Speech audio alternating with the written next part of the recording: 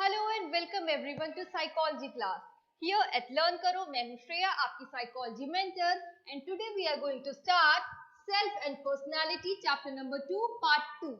Earlier part 1 में हमने psychodynamic approach तक ऑलरेडी कवर कर लिया था। इन केस आप लोगों ने नहीं देखा है तो जरूर जाकर देखिए, and do not forget to like and subscribe the channel Learn करो क्लास 11 एंड 12।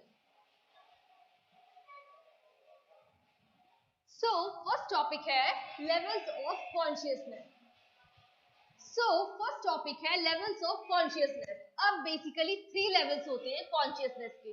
कौन कौन से होते हैं? First level है consciousness itself, second होता है pre-consciousness और third होता है unconsciousness. All right? तो first level जो है conscious, उसमें क्या क्या आता है?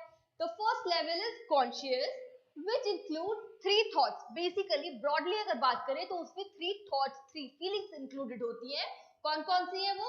सबसे पहले आता है thoughts about thinking, next come feelings, how we feel in different situations, emotions, and third after thinking and after feeling हम क्या perform कर रहे हैं, हमारे actions। तो level 1 जो है consciousness का, उसमें क्या क्या आता है? thoughts, feelings and actions of which people are aware। तो मोस्ट इंपॉर्टेंट इसमें बात जो है क्या है, वो अवेयरनेस।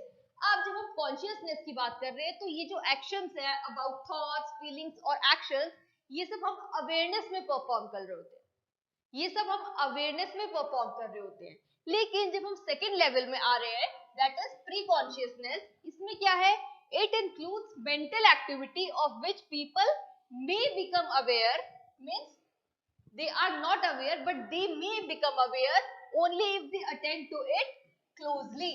अगर वो इन चीजों को closely look करेंगे, ध्यान से देखेंगे, समझेंगे, तब वो aware हो पाएंगे, बट इस टाइम पे वो aware नहीं होते हैं। नेक्स्ट comes unconscious, जो कि पार्ट 3 होता है। The third level is unconscious which includes mental activity that people are unaware। अब ये मेंटल एक्टिविटी में प्रोसेस तो होता है, लेकिन इसके लिए जो पीपल है वो अनअवेयर होते हैं, उनको नहीं पता होता। जैसे कि हम इसका अगर एग्जाम्पल लेंगे तो हम क्या पाएंगे कि एनालिसिस ऑफ आर फॉरगेटिंग, हम भूल जाते हैं चीजें बहुत सारी, तो अगर हम उसे एनालाइज करेंगे, हमें नहीं पता है बट ये प्रेजेंट होता है। अगर हम और किसके बारे में सोचे तो jokes which we are saying unknowingly sometimes, then dreams, further mispronunciation, कभी कभी हम हमारे से धोखे से मिसप्रोनाउंसिएशन भी हो जाता है। तो ये सब चीजें किसमें आती है? कौन से माइंड में, कौन सी कॉन्शियसनेस में? Unconscious, we are unaware. So further Freud developed a therapeutic approach and it was termed as psychoanalytic approach. So the basic goal of psychoanalytic approach was it is to bring the repressed unconscious, जो हमने अभी पढ़ा unconscious mind में जो कुछ है वो सब repressed है, बाहर नहीं आ रहा है। So to bring the repressed unconscious material to consciousness। why? इसका क्या हमें सक्सेस होगा, इसका हमें क्या रिजल्ट होएगा? So thereby helping people to live in more self-active and integrated manner। अब हमें अगर अपने माइनस पॉइंट्स, नेगेटिव पॉइंट्स पता चल जाते हैं जो कि हमारे अनकॉन्शियस माइंड में है, जिसके बारे में हम अवेयर नहीं है, तो इस जो ये थेरेपी है साइकोएनालिटिक थ्योरी बाय फ्रूड, इससे क्या फायदा होता है? इससे हम उसको सॉर्ट कर सकते हैं, उन्हें ओवरकम कर सकते हैं, और इससे क्या होगा? इससे हमारा और मोटिवेशन मिलेगा और रिजल्ट्स और बेटर होंगे। So here comes the role of unaware mind and hence comes the psychoanalytic theory by Freud. Next we are having structures of personality। तो अगर हम structure of personality की बात करते हैं, it was given by Freud only। There are primary 3 structures। कौन से हैं वो 3 structures? और ये काफी important topic है, इसे ध्यान से समझिएगा, इस पे क्वेश्चन आते ही आते हैं। क्या होती है वो 3 चीजें? ईड, ईगो एंड सुपर ईगो। अब हम वन बाय वन इनके बारे में डिटेल में पढ़ेंगे। सबसे पहले ईड क्या होता है? So it is the source of a person's instinctual energy related to instincts, जो कि हमारे अंदर इनबिल्ट होते हैं और हम नोइंगली अननोइंगली उन्हें परफॉर्म करते ही करते हैं। ऑलराइट। सो आपको जब ईड पे क्वेश्चन आएगा, आपको ऐसे ही उसकी डेफिनेशन लिखनी है, that it is the source of a person's instinctual energy. ये इंपॉर्टेंट पार्ट है इसका। Further it deals with the immediate gratification. Gratification क्या होता है? सेटिस्फेक्शन, सेटिस्फाई करना, जो भी मन कर रहा है, अगर किसी का आइसक्रीम लेने का मन कर रहा है तो उसे तभी के तभी आइसक्रीम चाहिए, उसको अपने जो थॉट्स है, जो फीलिंग्स है, उसको ग्रेटिफिकेशन चाहिए, सेटिस्फेक्शन चाहिए, और वो कब मिलेगा, जब वो ले लेगा जो भी चीज किसी को चाहिए। फॉर एग्जाम्पल आइसक्रीम चाहिए किसी छोटे बच्चे को, so immediate gratification of primitive needs, कोई पुरानी चीजें हो सकती है, sexual desires and aggressive impulsive. So id की ये डेफिनेशन आती है जिसमें कि कुछ वर्ड्स बहुत इंपॉर्टेंट है, जैसे कि instinctual energy, then immediate gratification of basically three things, primitive needs, sexual desires and aggressive impulses. Next, it works on pleasure principle. ये 1 मार्क क्वेश्चन है कि ईड किस प्रिंसिपल पे वर्क करता है, प्लेजर प्रिंसिपल। क्योंकि जब किसी चीज के लिए भी आप डिमांड कर रहे हो, आपको ग्रेटिफिकेशन, सेटिस्फेक्शन चाहिए ही चाहिए, तो आपको क्या मिल रहा है जब वो आपको चीज मिल जाएगी, pleasure, you are feeling happy. So id is working on which principle, it is working on pleasure principle, which assumes that people seek pleasure and try to avoid pain. चाहिए तो चाहिए आइसक्रीम, अब नहीं चाहिए तो उसको पेन फील होगा, बुरा फील होगा, तो वो सेटिस्फाई कर रहा है अपनी नीड को कोई भी बच्चा, तो it is avoiding pain and hence attaining the pleasure principle and hence the E. And E does not care for moral values, society or other individuals. तो ये तीनों पॉइंट्स जो मैंने ईड में लिखे हैं, ये तीनों ही बहुत ज्यादा इंपॉर्टेंट है। फर्स्ट में आ जाती है उसकी डेफिनेशन और ब्रॉड कैटेगरी, नेक्स्ट में आता है किस प्रिंसिपल पे वर्क करता है, pleasure principal, and next is कि वो क्या केयर नहीं करता है। ईड मतलब जब हम बोलते हैं ना किसी बच्चे को बहुत ज्यादा जिद्दी है, तो कभी कभी वो जिद इतनी ज्यादा बढ़ जाती है कि वो कभी कभी बहुत एम्बैरेसमेंट हो जाता है सोसाइटी में उसके पेरेंट्स को रिगार्डिंग अ पर्टिकुलर डिमांड। तो वो क्या होता है, it does not care for moral values जो कि हमारे अंदर प्रेजेंट होनी चाहिए। नेक्स्ट अबाउट द सोसाइटी की लोग आसपास के क्या सोच रहे हैं इस बारे में बच्चा उस टाइम नहीं सोच रहा होता। नेक्स्ट कम अदर इंडिविजुअल्स, मतलब और भी किसी के बारे में नहीं सोचना, सिर्फ सेल्फ सेंटर्ड हो जाता है, अपने प्लेजर चाहिए, कोई चीज के लिए अगर डिमांड है तो वो सेटिस्फाई करनी ही करनी होती है। Next you are having ego, now it grows out of id, so ego grows out of id and seeks to satisfy an individual's instinctual energy only needs but in accordance with reality. यहाँ पे भी satisfy तो करनी है अपनी need, लेकिन reality जो है उसे फेस करते हैं। Alright, and it works by the reality principle. Earlier जो ईड है वो कौन से प्रिंसिपल पे वर्क कर रहा था, प्लेजर प्रिंसिपल पे, लेकिन जो ईगो है वो कौन से प्रिंसिपल पे वर्क करता है, on reality principle, and often directs the id towards a more appropriate ways of behaving. जैसे कि अर्लियर हमने एक एग्जांपल लिया था कि एक बच्चे को अगर आइसक्रीम चाहिए तो अभी उसको बहुत ज्यादा डिमांडिंग हो रहा है, वो उसको चाहिए चाहिए, तो वहां पे तो उसका ईड रोल प्ले कर रहा है कि उसको जब आइसक्रीम मिल जाएगी अगर तो वो हैप्पी हो जाएगा, प्लेजर प्रिंसिपल आ जाएगा रोल में। लेकिन जो ईगो है वो रियलिस्टिक वे को भी एंटरटेन करती है, तो उस बच्चे को पता है कि अगर वो जाके ऐसी आइसक्रीम उठाएगा और खाने लगेगा तो फिर क्या होगा, उसकी डांट पड़ेगी, उसको पनिशमेंट भी मिल सकता है। तो वो क्या सोचेगा कि मुझे पहले परमिशन लेनी चाहिए कि क्या मैं आइसक्रीम ले सकता हूँ, क्या मैं आइसक्रीम खा सकता हूँ। तो यहाँ पे क्या आया, ईगो का प्ले आया कि उसको रियलिटी पता है कि उसे क्या करना चाहिए। फर्दर द ईड इज डिमांडिंग, क्योंकि यहाँ पे डिमांड ज्यादा हो रही थी और वो रियलिटी को फेस ही नहीं कर रहा था बच्चा। इट इज अनरियलिस्टिक, यानी कि कभी कभी अनरियलिस्टिक चीजों की भी बच्चे एक्सपेक्टेशन रखते हैं और उनकी डिमांड रखते हैं जिनको उनके पेरेंट्स फुलफिल नहीं कर सकते। And works according to pleasure principle, उसको सिर्फ सेल्फ सेंटर्ड होता है वो बच्चा, उसको अपने प्लेजर से मतलब है। And the ego is patient, reasonable and works by reality principle, कि अगर उसको लेनी है तो उसको पता है कैसे लेनी चाहिए, पहले उसको परमिशन लेनी चाहिए, एंड इफ इट्स ओके उसके बाद उसको वो चीज प्रोवाइड करा दी जाएगी। Next we are having super ego, so the super ego tells the id and ego. अब ईगो और ईड दोनों को बताता है super ego whether the gratification which means satisfaction in a particular instance is ethical और not. अब यहाँ पे एथिक्स की बात आ जाती है, और सुपर ईगो सिर्फ तब उसको गारंटी करता है जब वो एथिकल होता है, जब यहाँ पे मॉरल वैल्यूज रोल प्ले कर रही है, क्योंकि जब कोई चीज एथिकल होगी तभी वो मॉरली करेक्ट भी होगी।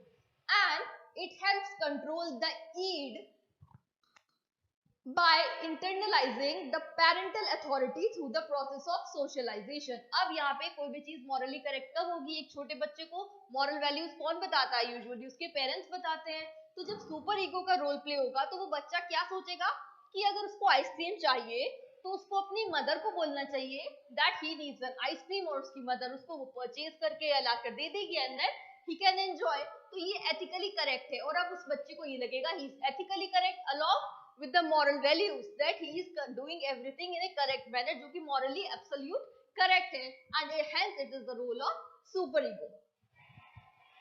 Next we are having ego defense mechanism. All right, ego defense mechanism में सबसे मेन रोल प्ले होता है रिप्रेशन का। कैसे? In which anxiety provoking behavior or thoughts are totally dismissed by unconscious mind. For example, अगर कोई बहुत short tempered है और आप उसको बताओ कि वो शॉर्ट टेम्पर्ड है, वो कंप्लीटली मानेगा ही नहीं, बोलेगा ऐसा तो कुछ भी नहीं है, मेरे अंदर ये प्रेजेंट ही नहीं है। तो वो क्या कर रहा है? वो कर रहा है thoughts that are totally dismissed, वो अग्री नहीं कर रहा है कि उसमें प्रेजेंट भी है। Others comes projection. अब प्रोजेक्शन में क्या आता है? फॉर एग्जाम्पल, अगर कोई पर्सन शॉर्ट टेम्पर्ड है तो वो खुद को तो जज करेगा नहीं कि वो शॉर्ट टेम्पर्ड है, इंस्टेड उसको हर दूसरा बंदा शॉर्ट टेम्पर्ड लगेगा। जो उसमें ट्रेट खुद प्रेजेंट है वही ट्रेट्स उसको बाकी लोगों में दिखते हैं, तो he is projecting his own traits on others और अपनी रियलाइज नहीं कर रहा होता है। Next comes denial. डिनायल मतलब कंप्लीटली मना कर देना। For example, if somebody is infected from HIV AIDS and somebody else is telling that you are suffering from it, तो वो completely मना कर देंगे, they will deny that they are not suffering from a particular condition, let it be HIV AIDS. तो यहाँ पे आ गया denial, completely saying no. And then comes reaction formation. Reaction formation का एक classical example, a person with strong sexual urges, he or she devotes him or herself into religious practices, all right, to channelize his or her own energies in a religious fervor, and hence it is a classical example for reaction formation. Next you are having rationalism. Rationalism का example क्या है? For example, a student who has not performed much good in the examination purchases new set of pens, and after purchasing वो realize करेगा कि although उसने इतना अच्छा perform तो नहीं करा था, लेकिन उसने न्यू सेट ऑफ पेन खरीदा है, तो वो अपनी एनर्जी को कैसे रैशनलाइज करेगा कि may be now he is giving himself a motivation कि फर्दर अपकमिंग एग्जाम्स में वो पहले से और ज्यादा बेहतर परफॉर्म करेगा, क्योंकि उसने अपने आप को अर्लियर एक रिवॉर्ड दिया है by purchasing new pens. Next you are having stages of personality development. Alright, in total there are 5 stage theory of personality which is also called psychosexual development. अब psychosexual development में सबसे पहले आता है oral stage. All right, a newborn instincts are focused on mouth. अब जो एक छोटा बेबी है वो सारा जो कुछ भी कम्युनिकेशन है यूजुअली वो माउथ से करता है। माउथ से वो बोलने की कोशिश करता है, माउथ से उसकी हंगर फीड मीट होती है। नेक्स्ट, माउथ से वो सलाइवा ऊजाइट करता है, जब वो क्राई करता है तब भी वो साउंड्स मुंह से बनाता है। Next, this is infants primary pleasure seeking centre. कौन सा? Mouth. Next, it is during these early months that people's basic feelings about the world are established. और वो कहाँ से स्टार्ट हो रहा है? By oral stage. तो इसमें क्या क्या चीजें मेनली सेंटर्ड होती है? लाइक थंब बाइटिंग करता है बच्चा, कौन रोल प्ले कर रहा है? Oral cavity. Next, babbling, sucking. All right, so ये सब oral stage में आते हैं। Next you are having anal stage. It is found that around age of 2 and 3 years. So first of all, आपको याद रखना होगा कि anal stage में कहाँ की बात हो रही है? It is found at the age of 2 and 3 year children learn to respond to some of the demands of the society, as one of the principal demands made by the parents is the child learns to control the bodily function, जिसमें क्या आता है? Urination and defecation. तो इसमें बच्चा start करता है control करना, वो धीरे धीरे सीखता है, और उसमें उसके पेरेंट्स का काफी इंपॉर्टेंट रोल होता है in the anal stage. Next you are having phallic stage. This stage focuses on the genitals and at around age 4 and 5. अब अर्लियर एनल स्टेज में कितना एज था? 2 and 3 ईयर। फैलिक में कितना आया? Around 4 and 5 year children begin to realize the difference between males and females. अब यहाँ पे एग्जाम्पल आता है इडिपस कॉम्प्लेक्स का और इलेक्ट्रा कॉम्प्लेक्स का। इन दोनों ही कॉम्प्लेक्स का रिजोल्यूशन होता है फैलिक स्टेज में, जो कि सबसे ज्यादा इंपॉर्टेंट पार्ट है फैलिक स्टेज का। अब इडिपस कॉम्प्लेक्स होता क्या है? इडिपस वर्ड आया था एक ग्रीक किंग से who murdered, who killed his own father, and henceforth there was no resolution in him of the Oedipus complex. Alright, Oedipus complex में क्या होता है, जो मेल चाइल्ड होते हैं they start to have feelings for their mothers, and similarly Oedipus वाले case में क्या हुआ था, he had feelings for his mother and later on he married his own mother. ये रोल था यहाँ पे Oedipus complex का, और Oedipus complex का इस पर्टिकुलर स्टेज में, फैलिक स्टेज में रिजोल्यूट होना नॉर्मल माना जाता है, और जिन लोगों में ये नहीं होता वो अबनॉर्मल होता है. फर्दर जैसे कि इडिपस कॉम्प्लेक्स प्रेजेंट होता है मेल्स में, ऐसे ही इलेक्ट्रा कॉम्प्लेक्स प्रेजेंट होता है फीमेल्स में. They have feelings for their opposite sex parents. जैसे कि इलेक्ट्रा में कौन होता है, Electra was the name of a Greek character who had feelings for her own father, and she induced her brother to kill his own father, to kill his own mother. And further what she was trying to behave or to copy her mother's behavior so that she could gain attention of her own father. So जैसे कि Oedipus complex present होता है mails में, ऐसे Electra complex present होता था females में. Alright, और इन दोनों इडिपस और इलेक्ट्रा कॉम्प्लेक्स का रिजोल्यूशन सबसे ज्यादा इंपॉर्टेंट पार्ट होता है फैलिक स्टेज का.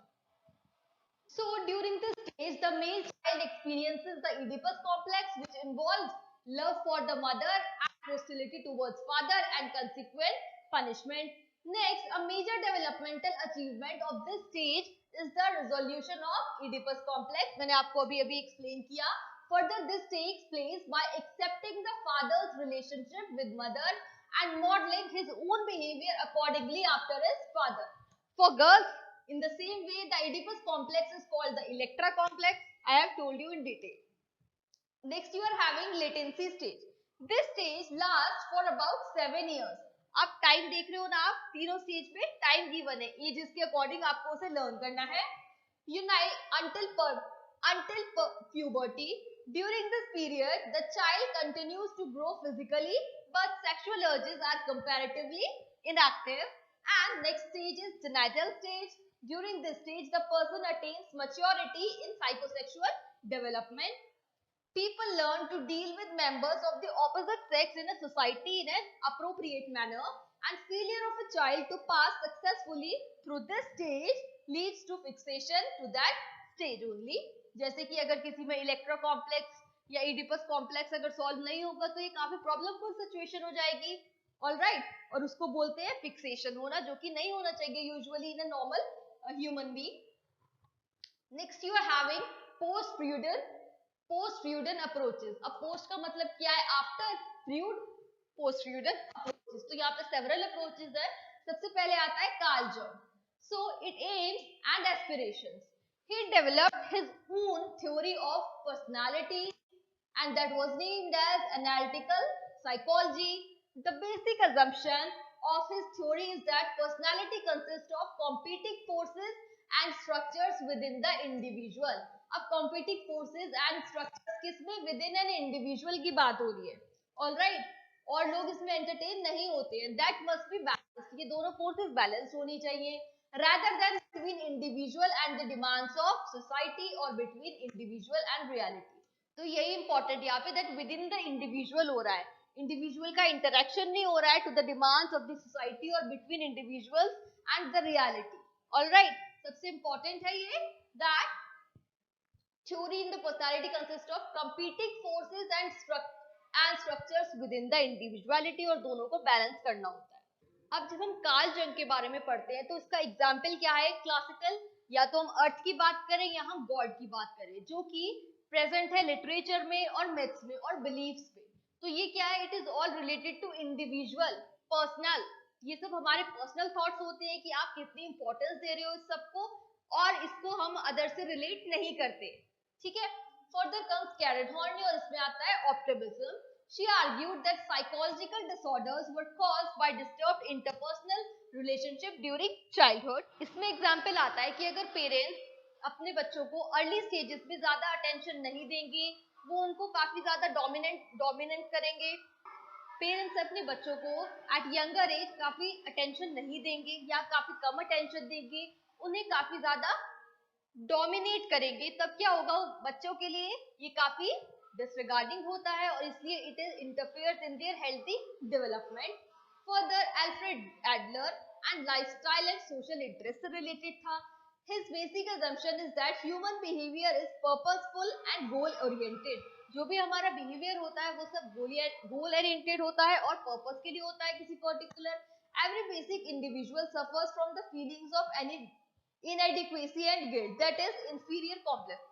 इंफीरियरिटी कॉम्प्लेक्स के बारे में आपने बहुत सुना होगा, उसके बारे में ही यहाँ पे रोल प्ले होता है, विच अराइजेस फ्रॉम चाइल्डहुड, और ये हमारे चाइल्डहुड फियर, चाइल्डहुड एंजाइटी से गिव राइज होता है.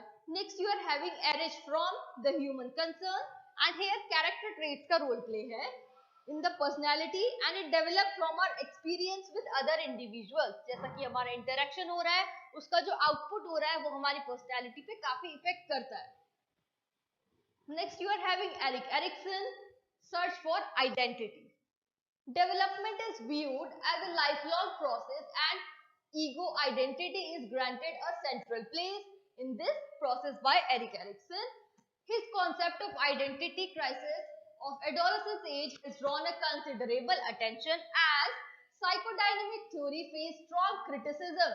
The major criticism are as follows. ये भी आपका क्वेश्चन आता है, काफी इंपॉर्टेंट है कि क्या क्या फैक्टर्स थे जिसकी वजह से इस थ्योरी को क्रिटिसिज्म फेस करना पड़ा था. So the theories are largely based on case studies, यानी कि मास स्टडीज नहीं है, वो पर्टिकुलर पर्सन पे स्टडीज है, henceforth case studies. They lack a rigour scientific basis, कोई साइंटिफिक क्राइटेरिया या स्केल्स नहीं है जजमेंट के लिए. Next they use small and atypical individual samples, यानी कि मास नहीं है, मैंने आपको बताया, फॉर एडवांसिंग जनरलाइजेशन, क्योंकि जब हम कम लोगों पे स्टडी करते हैं तो जनरलाइजेशन लिमिट हो जाता है और बाइस आ जाता है यहाँ पे. The concept are not properly defined and it is difficult to submit them to scientific testing, यानी कि कोई पर्टिकुलर स्केल या क्राइटेरिया सेट नहीं है. और सबसे इंपॉर्टेंट है, Freud has used males at the prototypes of all the human personality development. He overlooked the female's experiences and perspective and hence the criticism was faced by the particular theory. Next you are having behavioral approach. The behaviorists behave in data which they feel are definable, which can have a definition or is easily definable, then observable, यानी कि काफी क्लियरेबल, वो observe होना चाहिए, दिखना चाहिए easily to anybody. Next measurable, यानी कि it can be measured by some criteria, some skills और scientifically. Next focus on learning of stimulus response connections and their functioning. Several different learning principles that involve the use are stimuli, responses and reinforcement in different ways. The theories of the classical conditioning by Pavlov, आपने earlier पढ़ा है. Instrumental conditioning theory by Skinner. Next, observational learning by Bandura are well known to all of you. तो ये 1-1 marks question में तीनों ही theories काफी important है, by Pavlov, by Skinner and by Bandura. Next you have cultural approach. अब culture का कितना ज्यादा इंपॉर्टेंट रोल होता है वो हम इसमें पढ़ेंगे. This approach attempts to understand the personality in relation to the features of ecological and cultural environment. Ecological भी यहाँ पे इंपॉर्टेंट है और कल्चरल तो आप वर्ड से यहाँ पे डिपिक्ट कर ही लोगे. So the Birhor, a tribal group of the Jharkhand, most of them live a nomadic life and which requires constant movement in small bands from one place to another. यही उनका way of living होता है, क्योंकि in search of game and other forest products. Children from an early age are allowed enormous freedom. They are free, all right, to move in forest. जैसे कि usually हम लोग क्या करते हैं, हम क्या बोलते हैं बच्चों को, इधर मत जाओ, उधर मत जाओ, उधर जाना सेफ नहीं है. बट ये इनकी कल्चरल अप्रोच का ही रिजल्ट है that children at a young age are moving freely in the forest and learn hunting and gathering skills. Child socialization practices are also aimed at making children independent since an early age to do many things without the help of their elders. Autonomous, take several decisions for themselves and achievement oriented. तो ये सब क्या हो रहा है, ये सब उनके जो चिल्ड्रन है उनमें ये सब क्वालिटीज इनकलकेट कर रहा है cultural approach. They accept the risk and the challenges of life. Day to day वो different challenges को face करते हैं alone in the forest. Such as those involved in hunting. अब हंटिंग में कितना रिस्क होता है, बट जितना वो उसको प्रैक्टिस करते हैं, उतने चैलेंज को फेस करते हैं, उतना वो लर्न करते हैं from an early age of life onwards. Next, you are having humanistic approach. Roger makes two basic assumptions about human behavior. One is that behavior is goal directed and worthwhile. तो पहले में बताते हैं that goal directed होता है behavior, और second में क्या बताते हैं? The second is that people who are innately good will almost always choose adaptive self-actualizing behavior. So, ये दो important roles है humanistic approach में, that first of all behavior is goal directed toward a particular goal, and second is that people who will almost always adapt and help self-actualizing behavior होता है by humanistic approach and humanistic norms. Discrepancy between the real self and ideal self often result in unhappiness and dissatisfaction. हम अगर अपने से कुछ ज्यादा जो हम नहीं है वो रोल्स को हम पोर्ट्रे करेंगे, तो हम अगर उन्हें मीटअप नहीं कर पाते हैं तो ये सैडनेस हो जाती है और हमें फेलियर फेस करना पड़ता है और ये डिससेटिस्फैक्शन को गिव राइज करता है. Then Maslow has given a detailed account of psychologically healthy people in terms of their attainments of self-actualization. First of all, what we should do is self-actualization. Realistic goals को set करना चाहिए जिन्हें कि हम achieve कर सके. Unrealistic goals को set नहीं करना चाहिए क्योंकि उससे dissatisfaction होगा, क्योंकि failure meetup होएगा. A state in which people have reached their own fullest potential. Next, you are having Maslow has an optimistic and positive view of man who had the potentialities for love, joy and do creative work. तो optimistic होना चाहिए, realistic goal set करने चाहिए और positive view होना चाहिए.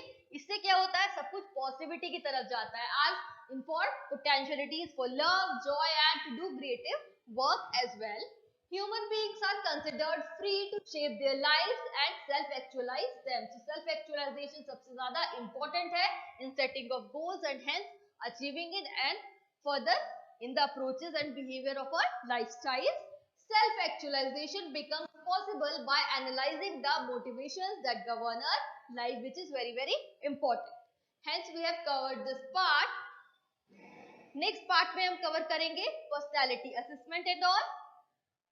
By LearnKaro Premium subscription, you can attend live classes anywhere, anytime. You can analyze your own performance because you will get personalized students report. In case you find अकेले पढ़ना very monotonous, very boring, then you will be enrolled along with the classes with your peer groups. Entire study material आपको provide कराया जाएगा in PDF format. You can also attend live tests, quizzes and assignments. Along with this, you can also attend doubt clearing sessions both online as well as offline. You can download our official app LearnKaro, the live learning app, and you may also join us on Telegram. दोनों के ही links description box में provided है. In case if you are having any doubts, any queries, do ask me in the comment section below. I shall meet you in the next class. Till that time, stay safe, keep studying. All the best. Bye bye.